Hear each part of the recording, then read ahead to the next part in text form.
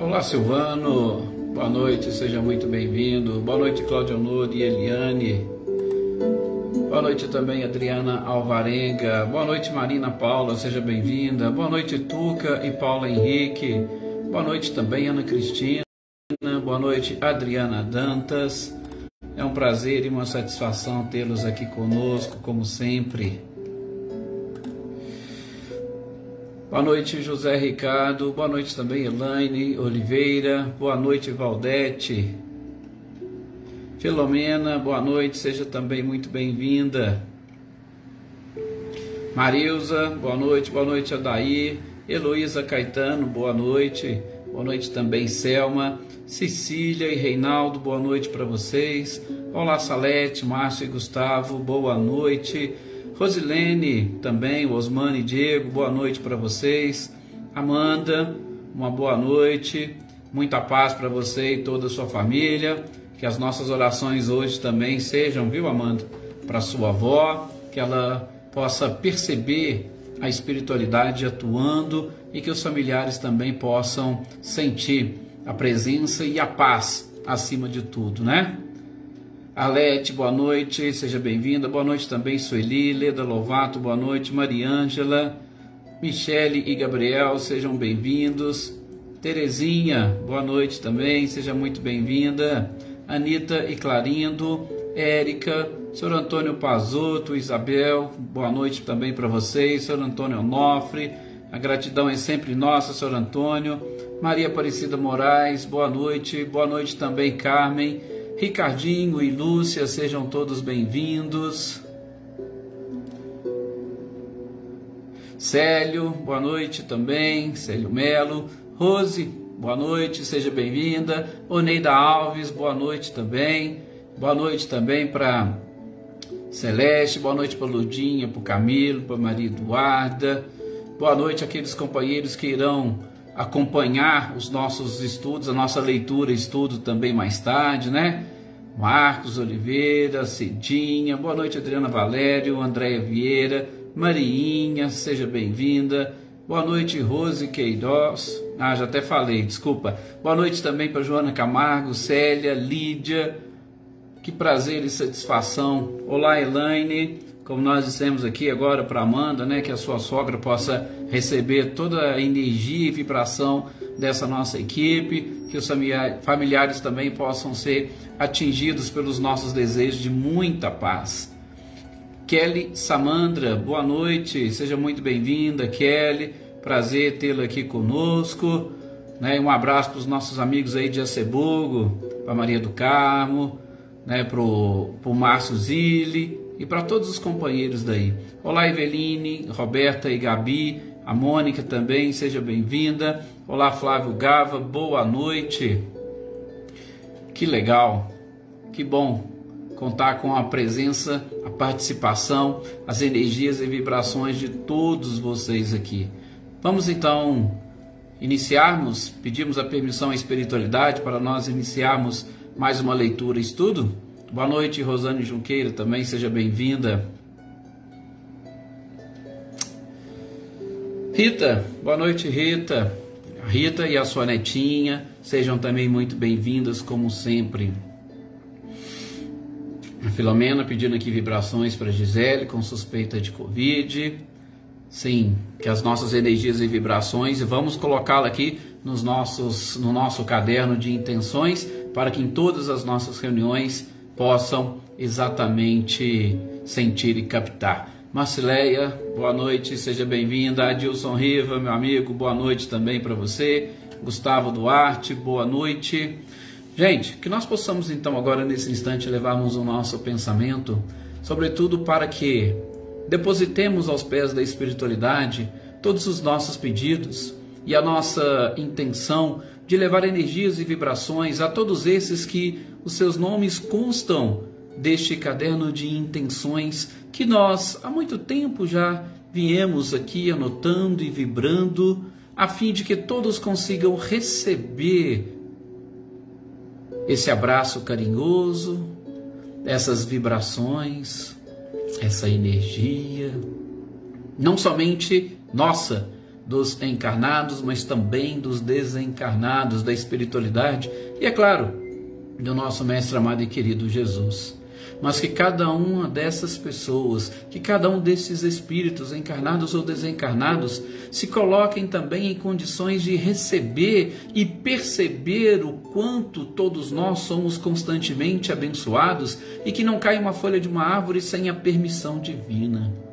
Essa nossa sensibilidade, essa nossa percepção, essa nossa capacidade de desenvolver cada vez mais a fé, irá com certeza multiplicar todas as bênçãos que nós recebemos e, é claro, as bênçãos que nós direcionamos a todas as pessoas. Que estejamos todos aqui num ambiente de muita paz, de muita tranquilidade, de concentração. Que todos, como nós dissemos aqui, recebam as nossas vibrações. Tem pessoas conhecidas que nós já citamos aqui, a nossa companheira Elaine, que se encontra internada na UTI, que todos possam receber mesmo este carinho imenso que nós dedicamos, carregado de todos esses fluidos necessários para o restabelecimento do equilíbrio de cada um. E assim, que depositemos e confiemos em Deus, em Jesus e na espiritualidade, nesta assistência. E agora vamos nós cuidar um pouquinho de cada um em particular, cuidar de nós, dessa nossa atmosfera fluídica, proporcionada, é claro, pelos nossos próprios pensamentos, e que sejamos capazes de absorver os conhecimentos necessários para melhorar cada vez mais esta sintonia com a espiritualidade superior, tornando assim a nossa vida muito mais tranquila, com um fardo muito mais leve, com um jugo suave como Cristo nos propôs, a fim de que consigamos atingir os objetivos propostos para cada um, objetivos esses escolhidos por nós, e é claro, onde nós, confiantes em nós mesmos, com o apoio da espiritualidade, para chegarmos mais rapidamente à tão sonhada felicidade. Que assim seja, graças a Deus. Boa noite aqui também para Fabrícia, para Fabiola, para Daniele, Renata Gomes, Renata Cristiane, Ercília, Vivi Reis, Eliane, Ricardo, Rick Sanches, Joana Oliveira. Boa noite também para Sônia, para Luísa Nalim, Alisson, Emerson, Shirley. Que bom. O Luciano e a Edna, boa noite para vocês. Marinho colocou aqui também, Marcelo, Ana, Miguel, a Dilma, Gilberto Souza também, boa noite. Mais um companheiro nosso aí, né, de São José do Rio Preto, que legal. Boa noite também para o Renato Leite. Gente, como nós dissemos, que possamos continuar agora nesse processo de busca pelo conhecimento e, sobretudo, o autoconhecimento, na alegria que estes ensinamentos de Jesus nos proporciona a cada nova oportunidade que nós temos de conversarmos sobre eles. Sim, hoje nós estamos aqui para dar sequência à leitura e estudo do Evangelho segundo o Espiritismo.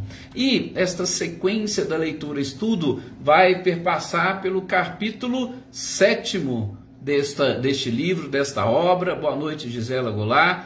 Vai passar pelo capítulo 7º e nós já vimos e estudamos exatamente os 6 outros capítulos. É interessante que vários autores, vários palestrantes sempre fazem divisões, e algumas dessas bem interessantes, né, no que diz respeito aos temas propostos por Kardec. Aqui a gente lembra até uma classificação que o Jorge Elarrat coloca como os 6 primeiros capítulos, como capítulos base, né? E aí ele entra nas bem-aventuranças a partir exatamente do capítulo 7º. Boa noite, Rosana, seja bem-vinda.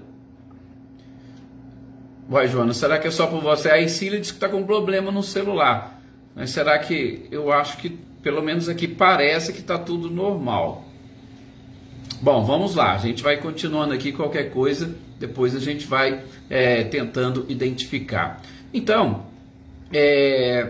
o capítulo 7 ele vai começar a trabalhar exatamente as bem-aventuranças. As bem-aventuranças a gente sabe, né, que elas estão exatamente ali no início do próprio Sermão da Montanha, onde nós começamos todo este trabalho, ou o próprio Cristo inicia esse trabalho de ascensão espiritual. Boa noite também, Parecido. O pessoal está comentando que a princípio está tudo normal lá com eles. Roseli Salvador, boa noite, Wagner, seja bem-vindo. Leda também falou que está normal lá. Com esse tempo, né, Filomena, pode acontecer realmente alguns cortes, alguma coisa. A gente espera que consiga funcionar pelo menos para a maioria, e depois vocês podem encontrar essas nossas gravações aí mesmo no site na página da AME, ou então na nossa página no YouTube também, a gente vai deixar a gravação lá. Bom, o que é interessante para nós identificarmos aqui, sobretudo neste início de capítulo 7º? O capítulo 7º deste Evangelho segundo o Espiritismo, nós vamos ter exatamente Kardec começando a dissecar pobres de espírito. Gente, vocês vão ver em algumas traduções pobres em espírito. Eu não vou entrar muito neste detalhe, tá? Pobres de espírito, pobres em espírito, porque nós vamos buscar a expressão como um todo e o significado será exatamente o mesmo. Então, Kardec vai iniciar o capítulo exatamente falando para nós, olha, o que vem a ser pobres de espírito, como nós podemos entender pobres de espírito. Só que nós vamos começar um pouquinho antes, porque a expressão ou o título começa com bem-aventurados. Gente, o que vem a ser bem-aventurados? Então, a gente vai começar exatamente deste ponto dos bem-aventurados, mais ou menos como nós fizemos no capítulo 5º, bem-aventurados os aflitos, né? Para que possamos, nesse processo de contextualização, tentarmos entender e, sobretudo, trazer um pouco da cultura daquela época para os nossos dias, a fim de facilitar o entendimento, a compreensão e, por que não, cada um de vocês vai buscar lá no íntimo, lá na memória ou lá no fundo da própria consciência, porque nós já tivemos também junto a essas línguas diferentes, e aí, é claro, a nossa própria interpretação vai estar relacionada com isso. Eu gosto até de dizer, né? A gente precisa aprender o português. Nós somos portugueses, nós falamos a língua portuguesa, o português tem que nos auxiliar para alguma coisa. É exatamente através do dicionário que a gente vai conseguir identificar e interpretar muitas passagens, né? Boa noite, Silvana, Cleto, seja bem-vinda. Boa noite também, Lúcia Alcino, seja muito bem-vinda. Então, a gente vai começar por bem-aventurados, antes mesmo dos pobres de espírito que Kardec falou, de novo, buscando a contextualização e principalmente trazendo, né, para muitos de vocês que estão iniciando ou começou a nos acompanhar agora, pode ser interessante a gente buscar um pouquinho dessa própria contextualização, sobretudo o significado.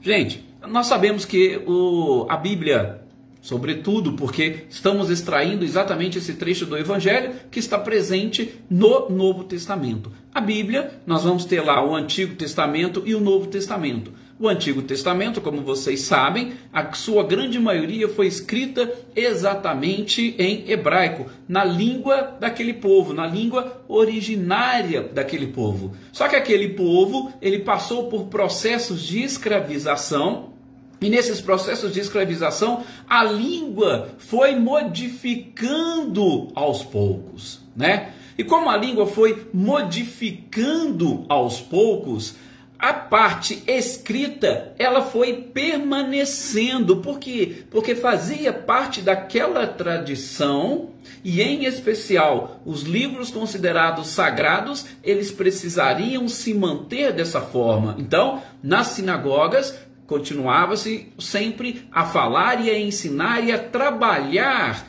a língua hebraica. E foram se misturando outros idiomas, tanto assim é que quando chegou na época de Jesus, a língua que era falada, comumente falada ou vulgarmente falada, era exatamente o aramaico. Só que era o aramaico, na época de Jesus ainda tinha a dominação dos romanos, então o latim também era uma língua que as pessoas falavam.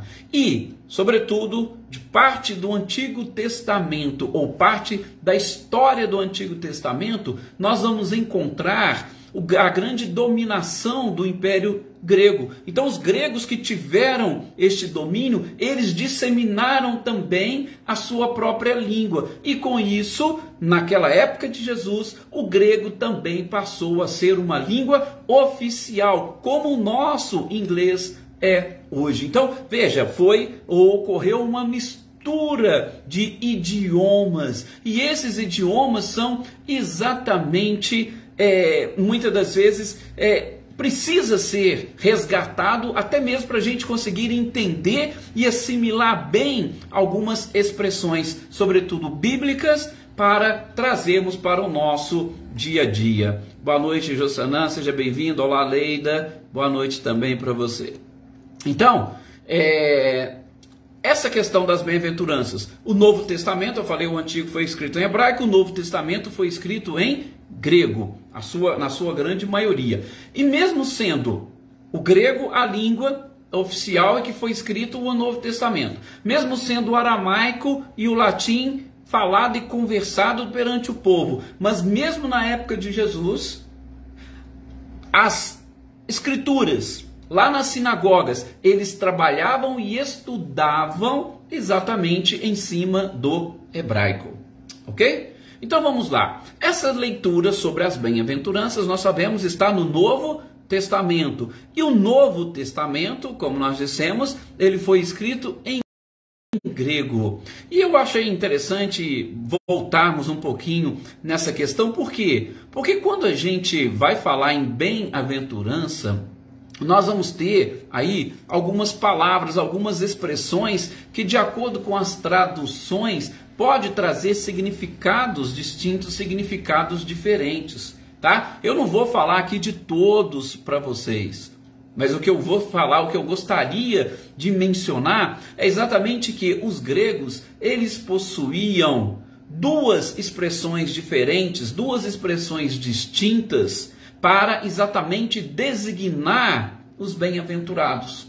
Eles utilizavam uma palavra para designar o bem-aventurado de acordo com os homens, ou a bem-aventurança. Eu vou aqui dizer, a grosso modo, o que significa bem-aventurança? Significa felizes. É lógico que vocês vão ver, o Severino Celestino, por exemplo, tem um livro chamado, salvo engano, o Sermão do Monte, o Sermão da Montanha. Ele vai falar lá, por exemplo, do que a palavra asrei, que significa bem-aventurados em hebraico, qual que era o significado que tinha. E naquela época ele dizia que o significado era avançar, que o significado era seguir adiante, avante, buscar. Vejam, isso no hebraico. Mas no grego, uma das principais expressões para designar os bem-aventurados, ou que foi escrito, era exatamente Macários.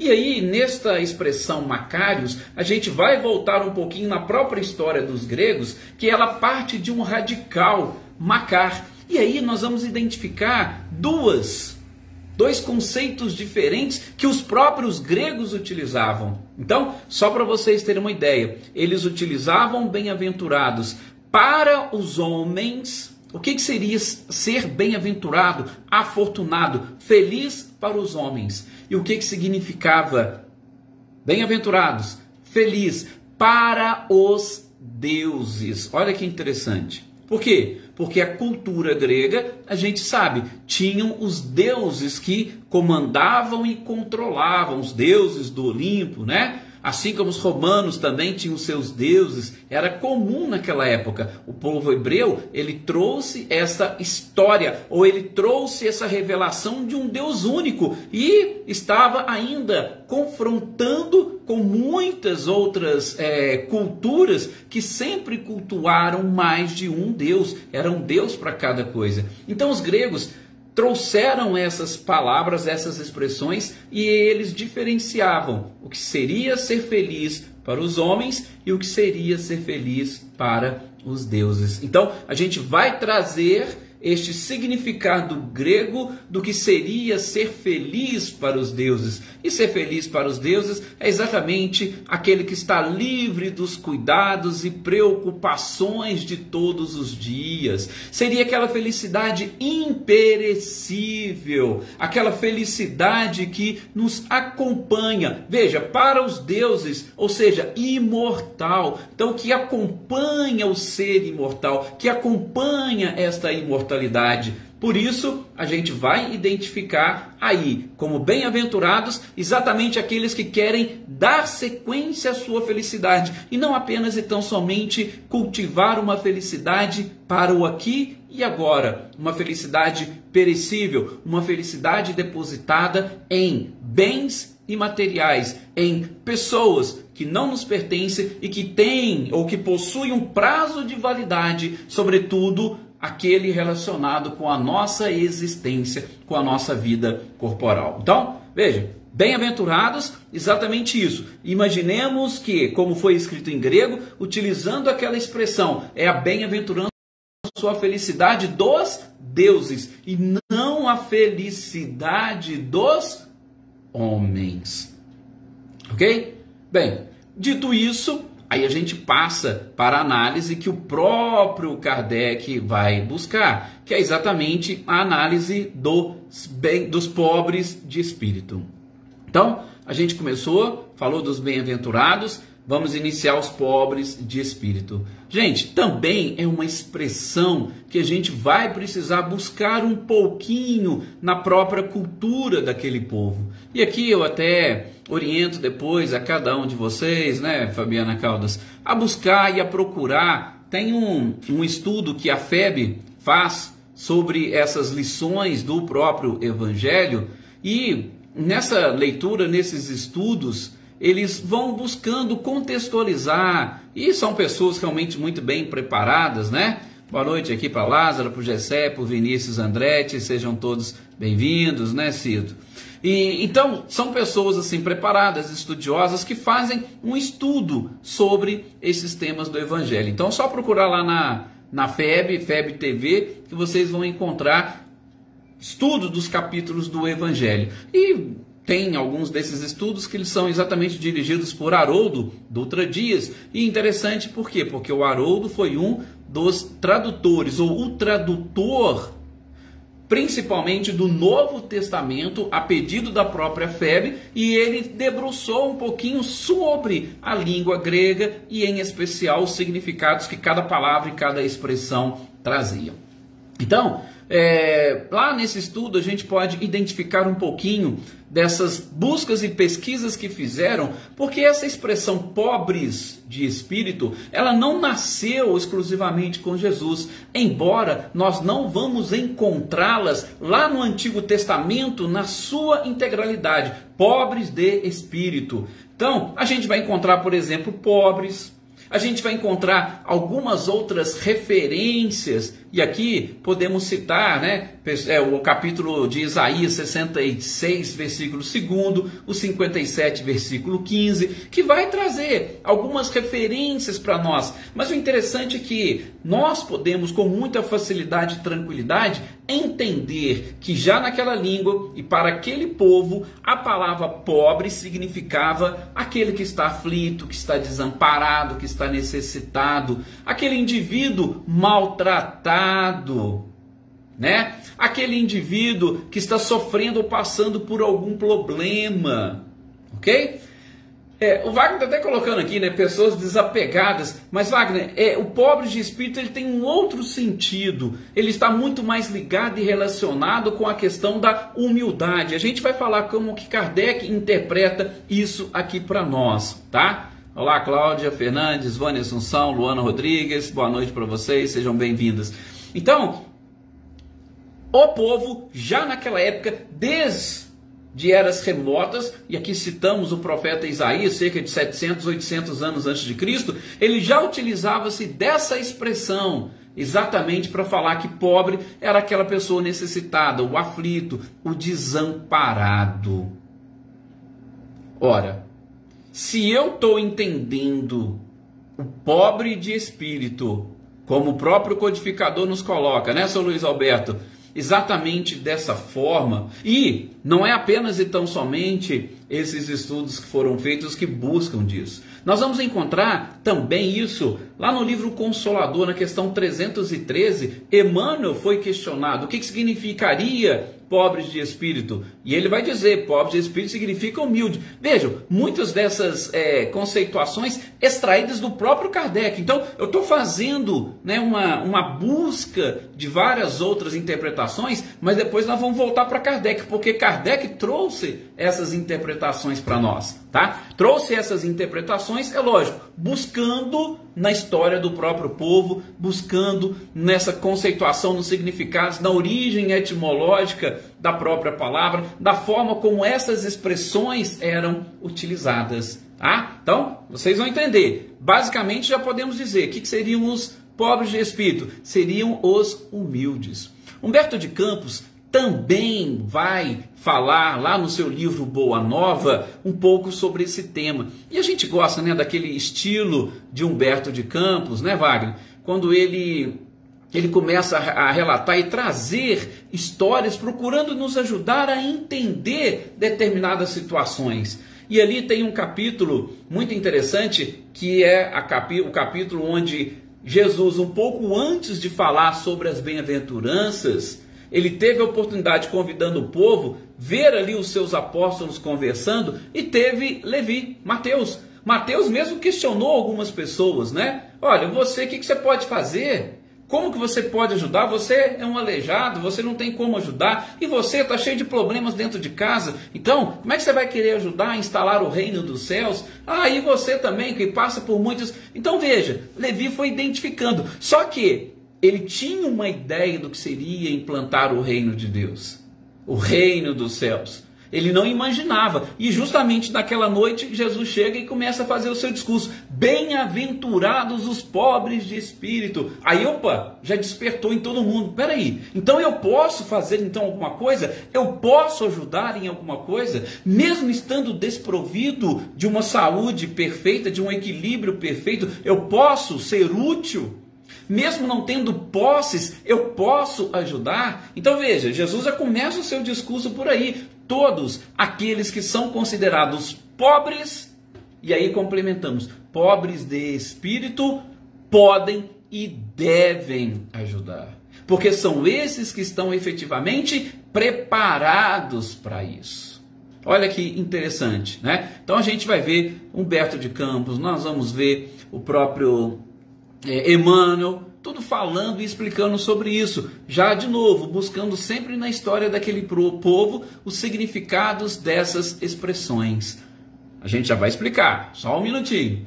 E também eu gostaria de trazer, porque achei interessante, a tradução que o próprio Carlos Torres Pastorino faz, porque ele coloca o pobre de espírito, ou melhor, ele traduz pobres de espírito, buscando do grego, como mendigos de espírito.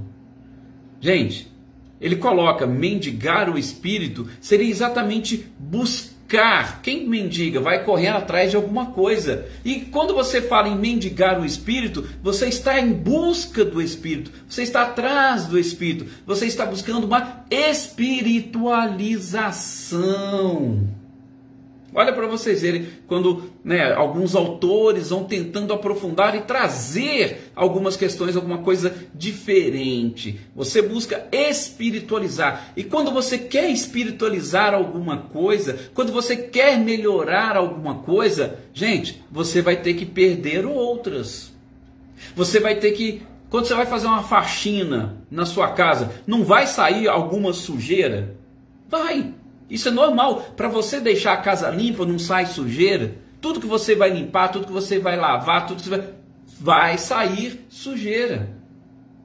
E qual é a sujeira que a gente está precisando tirar aqui, que nós vamos fazer depois, colocar lá na conclusão? É exatamente dos vícios e, sobretudo, o orgulho. Então, a gente já vai caminhando, né, para esse processo. Mendigar, buscar, procurar, implorar. por alguma coisa. Enfim, nesse processo de contextualização e busca, a gente lembra também um livro muito interessante, que é A Luz Imperecível, organizado por Honório de Abreu, que quando ele vai falar sobre esse trecho, Bem-aventurados os pobres de espírito, ele coloca como título Carentes e Felizes. Também, claro, é um título bem sugestivo para nós, sobretudo dentro de uma interpretação evangélica. Carentes e felizes. Eu também achei isso muito fantástico e feliz, né? Essa conceituação ou o título que Honório de Abreu concedeu a esse texto. Porque ele ainda diz que o ser humano, quando ele começa a se autoanalisar, ele vai reconhecendo o peso e a extensão das próprias necessidades de renovação. Então, aqueles que se reconhecem como necessitados dos valores espirituais são esses mendigos do espírito. Aqueles que se acham necessitados de buscar e assimilar são esses pobres de espírito, porque aquele que se acha rico de espírito, ele não precisa de nada, ele já tem tudo aquilo, ele já é um afortunado, ele já se considera acima de tudo e de todos. Ele não necessitando, não precisando mendigar e não sendo pobre, ele já tem tudo aquilo que ele precisa. Automaticamente ele não se abre para essas oportunidades de aprendizado, né, Kelly? Boa noite, seja bem-vinda. Então, veja aqui como é que é interessante quando a gente começa a fazer uma análise mais detalhada. E é claro, gente, a gente isso tudo vai nos ajudar a entendermos um pouco mais na frente a questão dos ricos. É mais fácil o camelo passar pelo buraco de uma agulha do que um rico entrar no reino dos céus. Mas peraí, será que Jesus estava se contradizendo, né? Serena Alves, boa noite. Iraci Rosa, boa noite também, seja bem-vindo. Será que Jesus estaria se contradizendo quando ele fala que um rico não chegaria no reino dos céus, mas ele fala, bem-aventurados os pobres de espírito, ou seja, vamos afastar os ricos? Não, com certeza não, porque ele estava falando, tanto quando ele mencionava os pobres, como quando ele menciona os ricos, ele está falando exatamente desta espiritualização, ou deste estado de espírito. Bom, voltemos então para Kardec, exatamente aquilo que encontra-se nesse texto, que depois vocês podem ler, e eu tenho certeza que vão conseguir compreender melhor. O que ele diz? Gente, os homens, Kardec falando, olha a capacidade, né? Os homens de saber e de espírito no entender do mundo, geralmente eles formam um alto conceito de si e da sua superioridade. Então, esses homens que são ricos, tá? Para o mundo, eles se acham acima dos outros. Aquilo que os fariseus, doutores da lei, os saduceus. Por quê? Porque eram uma casta que se considerava privilegiada.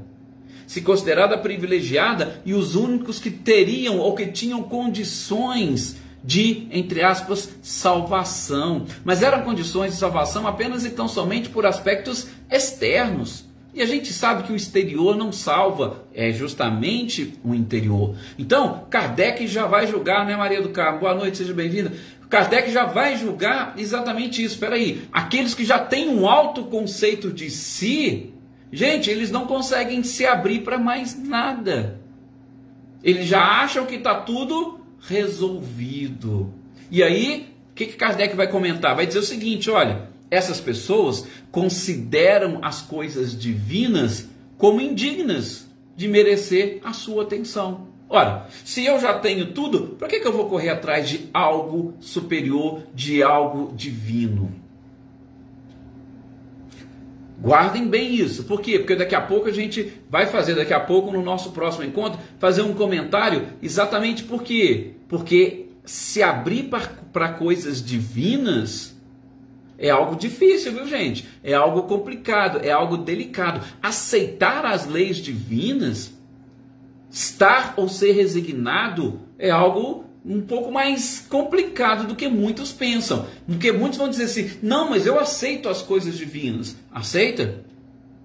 Você aceita tudo aquilo que realmente chega para você? Você é grato a tudo aquilo que você recebe? A tudo aquilo que te falta, você também é grato? Então, é algo mais delicado. Depois, Kardec vai dizer o seguinte, que esses que são cheios de saber e de espírito, ricos de espírito, né, eles também se concentram muito mais em si e não conseguem elevar os olhos a Deus. Lembra daquela passagem de Jesus, do publicano e do fariseu que estavam ali rezando? Qual que era a postura de um e de outro? Ora, um baixava a cabeça e não se achava digno. Por quê? Porque ele reconhecia a grandiosidade de Deus. O outro elevava-se, batia no peito e ainda se comparava. Eu não sou como este publicano. Eu faço e cumpro todas as minhas obrigações religiosas. E eu estou aqui para... Vejam, pessoas que se encontram com saber de espírito e que não precisam de mais nada. Estão ali apenas e tão somente para mostrar para a sociedade que eles cumprem rituais exteriores. E Kardec vai além, ele diz assim que essa tendência de se acharem superiores os leva inclusive a negar, gente, tudo que está acima deles, inclusive o próprio Criador. Ora, uma questão assim muito simples para vocês entenderem. Esses ensinamentos se aplicam a praticamente tudo. É uma forma de nós conseguirmos interpretar os ensinamentos do Cristo. Olha para vocês verem como se aplica em tudo. Peguem a parábola do bom samaritano. A gente pega no início da parábola, como é que aconteceu? Um jovem doutor da lei chega e pergunta, Senhor, o que eu devo fazer para merecer o reino dos céus? Opa, amar a Deus sobre todas as coisas, né? E ao próximo como a ti mesmo. Beleza, isso eu já sei, já estava escrito lá atrás. Mas quem que é meu próximo? E aí Jesus contou a parábola do bom samaritano, e que todos vocês já conhecem, não vamos repetir, porque mais para frente nós vamos ter a oportunidade de fazer um estudo sobre ela.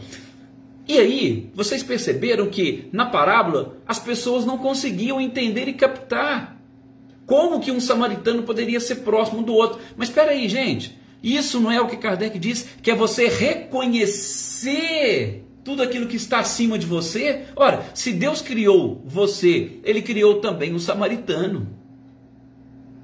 Assim como Ele criou o político, Ele criou o criminoso, Ele criou o filho rebelde, Ele criou... Veja, todos somos criaturas de Deus. E todos nós reconhecemos isso. O homem cheio de si não reconhece. É o que Kardec falou aqui. Então veja, o significado é muito mais profundo do que simplesmente você falar, eu acredito em Deus. Tá? Kardec continua, para a gente fechar esse tópico aqui. Ele vai dizer ainda o seguinte, que essas pessoas dizem que já são autossuficientes. E, inclusive, eles conseguem governar o mundo e conseguem governar até o próprio universo. Não precisa nem de Deus. Sabe aquelas pessoas que tentam exatamente, né? Aí a gente já vai partir mais para aqueles... vamos dizer, aqueles ateus materialistas, né? Não, tudo se explica através de leis e tal. Não tem esse negócio de Deus. Deus não criou. São pessoas que terão aquela dificuldade de aceitar e de assimilar Deus. Por quê? Porque eles acham que os homens são capazes de fazer tudo, de cuidar de tudo. Ora, gente, como que poderia ter surgido sem uma força, sem algo inicial? Como que do caos poderia gerar um equilíbrio? São coisas assim um pouco mais complicadas, a gente não vai adentrar a esse aspecto científico, e isso fica lá para o livro A Gênese. Mas aqui, Kardec vai falar que essas pessoas que são cheias de saber de espírito, são ricas de espírito, não conseguem entender e assimilar essas coisas. E por fim, Kardec vai fechar dizendo o seguinte, que estas pessoas ricas de espírito, se são levadas né, a grande maioria delas, a não reconhecer o mundo invisível. Por quê? Porque quando você fala no mundo invisível, você está falando exatamente em algo que está fora do seu conhecimento, está fora do seu contexto. E é claro, essas pessoas procuram sempre esconder-se, muitas das vezes atrás de algumas máscaras. E quando você revela o mundo invisível, esse mundo invisível, ele perpassa toda a sua carcaça e ele vai lá dentro do seu íntimo e é capaz de revelar coisas que nem você, ou que você tem medo de revelar para você mesmo. Olha para vocês verem que interessante essas colocações e classificações do codificador. Então, a gente vai fechar por aqui. Fechar por aqui de que forma? Entendam que é o pobre de espírito, é exatamente o humilde, aquele que está aberto a todas as informações, aberto a todos os conhecimentos, aberto a todas as possibilidades e principalmente aquele que quer buscar, acima de tudo, a felicidade dos deuses e não a felicidade dos homens, tá? Então, cuidado! E isso vai nos ajudar a interpretar o resto dos próprios ensinamentos do Cristo, como nós veremos a partir do próximo encontro. Aquele que se eleva será rebaixado. Muito obrigado a todos vocês por esse carinho, por essa dedicação, por estar aqui compartilhando comigo parte dos seus ensinamentos, dos seus conhecimentos, e que nós estejamos sempre juntos. Até o nosso próximo encontro. Que Jesus abençoe a todos e que tenhamos uma noite maravilhosa.